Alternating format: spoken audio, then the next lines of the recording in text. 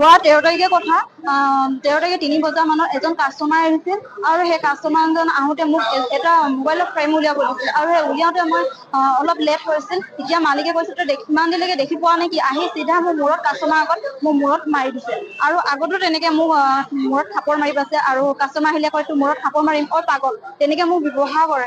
আৰু সেইদিনাখন মই কান্দি দিয়াৰ পিছত কৈছে কি তই মনে মনে থাক, বাকী দোকানৰ মানুহবিলাকে দেখি পাব, মোক কি বুলি কব, তই আৰু কাম কৰিবি নাই বুলি তেনেকে কৈছে। মানে কান্দিবি নেকি, তেনেকে মোক ভাবুকি দিছে সিহঁতে। মানে ভয়ত মই সেই দিনটো কান্দি থাকিলো আৰু ঘৰত গৈ মই চিধা কান্দি থাকিলো। 14 তাৰিখে কামত মই নাহিলো, ভয়তে কামত নাহিলো, যাতে মোক আকৌ মাৰিব নেকি তেনেকুৱা এটা ভয় ভাৱ থাকিলে। সেইটোৱে কৈছো, মালিকে মানে মোক হাত লগাবৰ কাৰণে ক'ত অধিকাৰ পালে। ইমানে কথা, যদি এগৰাকী নাৰীক যদি হাত লগায় তেনেহলে সেই ন্যায় প্ৰদান পাম বুলি আশা ৰাখিলে। আৰু যিহেতু মোৰ সন্মানৰ আঘাত দি তেখেতে মোক হাত লগাইছে আৰু মোৰ মনত আঘাত দিছে, শৰীৰতো তেখেতে মোক আঘাত দিছে। আগতে মোক তেনেকে থাপৰ মাৰি পাইছে। মই উচিত ন্যায় মই পাব লাগে, তেখেতক যেন আইনী ব্যৱস্থা গ্ৰহণ কৰিব লাগে প্ৰশাসন।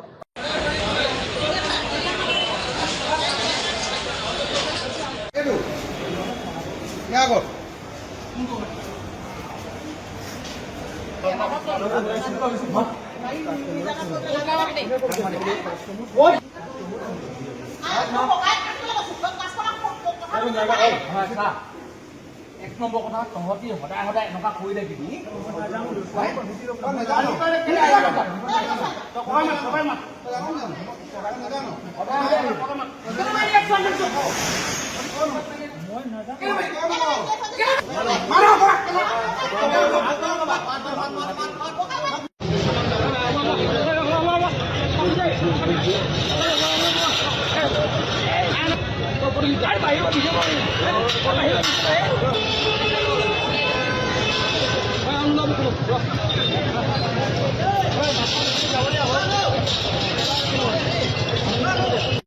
এইটো আচলতে এতিয়া ঘটনা নহয়, পূৰ্বত এটা ঘটনা হৈ আহিছে। সেইদিনাখন চনু মোবাইলৰ লগত যিটো ঘটনা হ'ল, ঘটনাটো হোৱাৰ পাছতো তেওঁলোকে আকৌ বৰ্বৰতা দেখাই আমাৰ খিলঞ্জীয়া ছোৱালীৰ ওপৰত তেওঁলোকে প্ৰহাৰ কৰিছে। সেইটোত আমি বহুত লাজত পৰিছোঁ আৰু সেইকাৰণে আমি কৈছোঁ যে যিজন দোকানী ছত্ৰধাৰীয়ে তেওঁ CC কেমেৰা নথকা সুযোগ লৈ পেলাই তাক যে বৰ্বৰতা দেখালে বা তাক কিবা মাথাত 2 চাপটা 3 চাপটা তাত হাত লগালে, সেইটো আমি মদক ছাত্ৰ সন্থাই তীব্ৰ প্ৰকাৰে গৰিহণা দিছোঁ।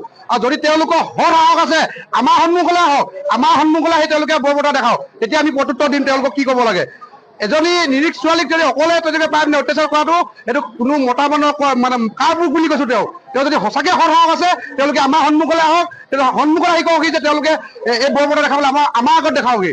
সেইকাৰণে আমি TDS সাহেবক এটা কথা কৈছো, যেতিয়ালৈকে তেওঁ আমাৰ এই ছোৱালীজনীয়ে আমাৰ যেতিয়ালৈকে আমাৰ উচিত ন্যায় নাপায় তেতিয়ালৈকে TDS কমপ্লেক্স বন্ধ কৰি আমি ঘোষণা কৰিছো, বন্ধ কৰি থব লাগিব।